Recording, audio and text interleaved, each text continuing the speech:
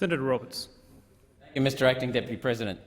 As a servant to the people of Queensland and Australia, I would like to say that One Nation is supportive of the motion that Australia's relations with the People's Republic of China be referred to the Foreign Affairs, Defence and Trade References Committee for inquiry and preparation of a report.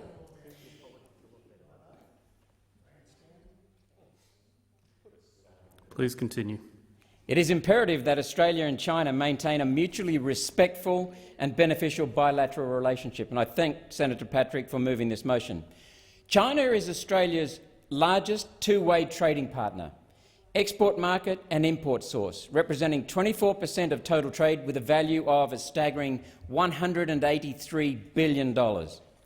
Australia is China's sixth largest trading partner and fifth biggest supplier of imports.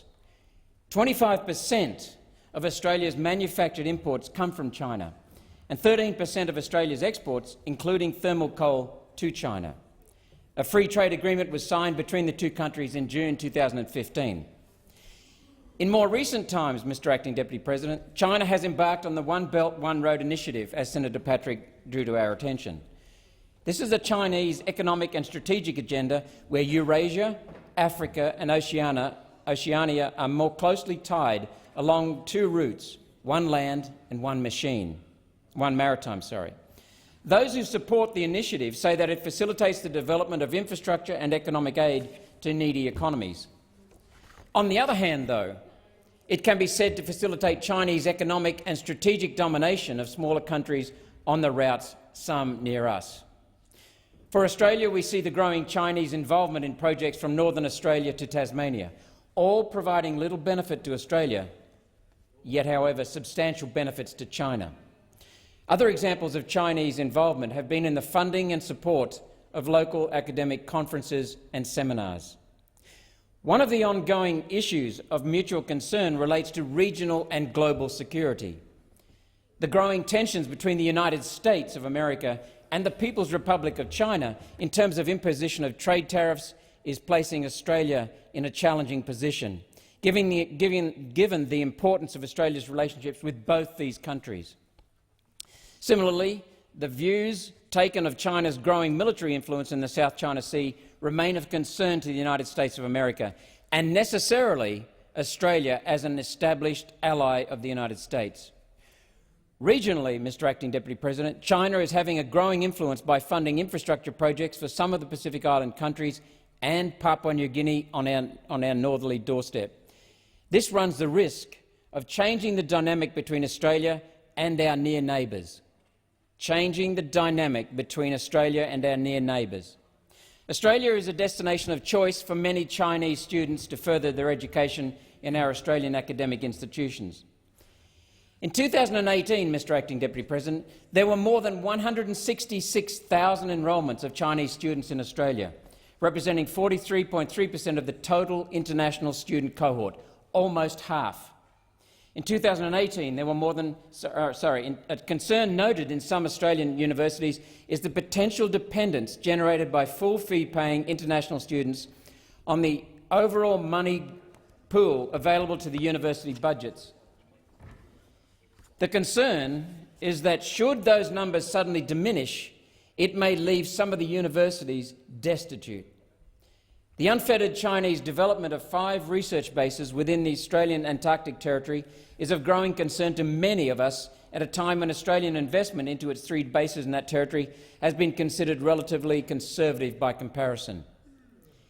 Given the potential for military and strategic use of these bases by China and the potential for resource extraction at some future time, there is a need to consider this factor when examining our relationships with China, our increasingly complex and important relationships with China. Australia is also a favourite destination for Chinese tourists, and this is shown by recent numbers. Mr. Acting Deputy President, more than 1.3 million Chinese tourists visited Australia last year, representing 15% of the total of visitors to our country. This is a clear positive for Australia. At the same time, there is a growing boom of tourists heading to China, which is welcoming tourists from around the world, including 700,000 of them from Australia alone. Human rights, though, is a massive and huge issue where China and Australia have competing views, complex competing views. Australia is a democracy and a signatory to many international agreements that preserve basic human rights.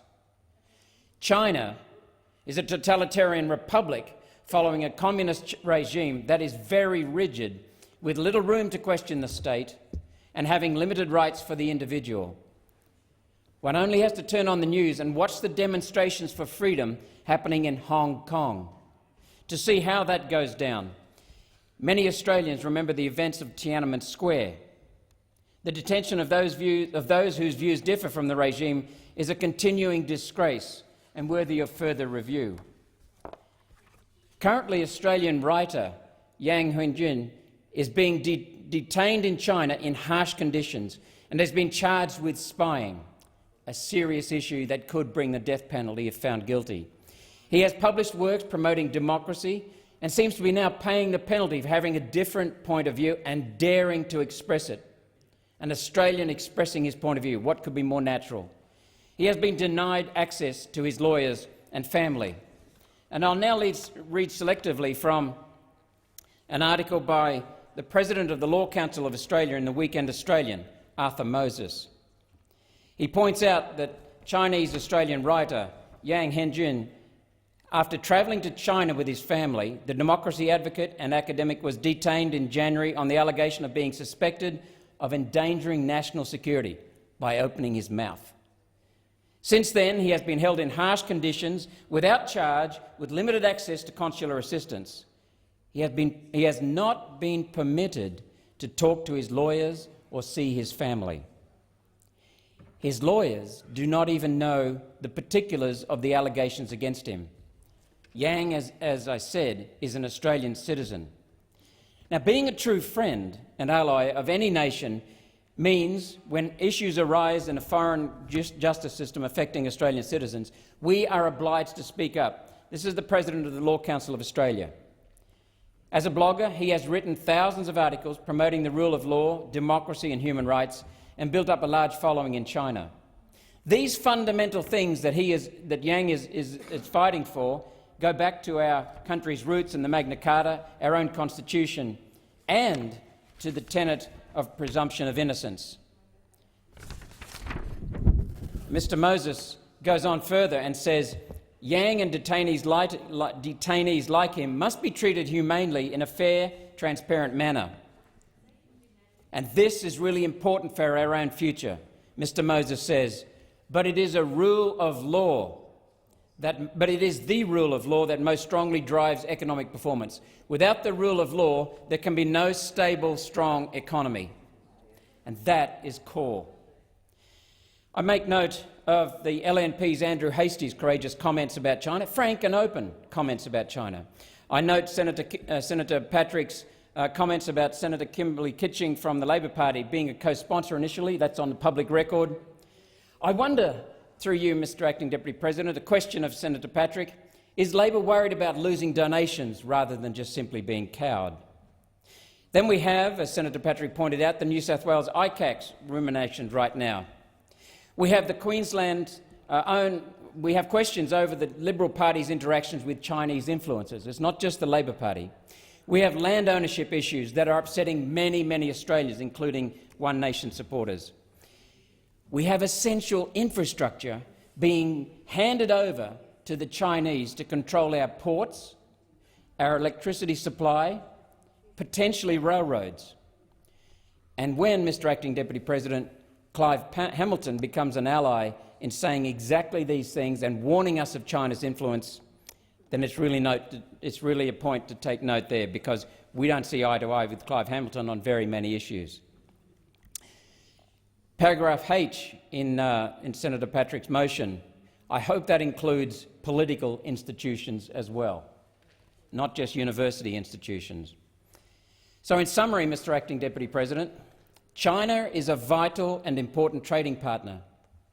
There are military and security questions associated with this large and powerful and increasingly powerful country. There are human rights issues and there are fundamentals about the practice of law. This is a complex relationship, as Senator Patrick has the courage to point out. and it must be inquired into for the benefit of our future, for the planning of our future, for the security and safeguarding of our future. Government has three fundamental roles: to protect life, protect property and protect freedom. There are needs in this inquiry to ensure that it protects Australia's future. But there are also opportunities, as Senator Patrick pointed out, enormous opportunities if we understand this relationship and the potential for the future. One Nation supports the call for such an inquiry into a nation exerting powerful influences on our nation, on key institutions in our nation, and with potentially far more powerful influences in our nation's future. For the people of Australia, I urge the senators to support Senator Patrick in this motion. Thank you, Mr Acting Deputy President. Senator Di Natale. Thank you, Mr Acting Deputy President. I rise to speak in support of this referral from Senator Patrick. Now, Australia's relationship with China has quite rightly been very widely debated within the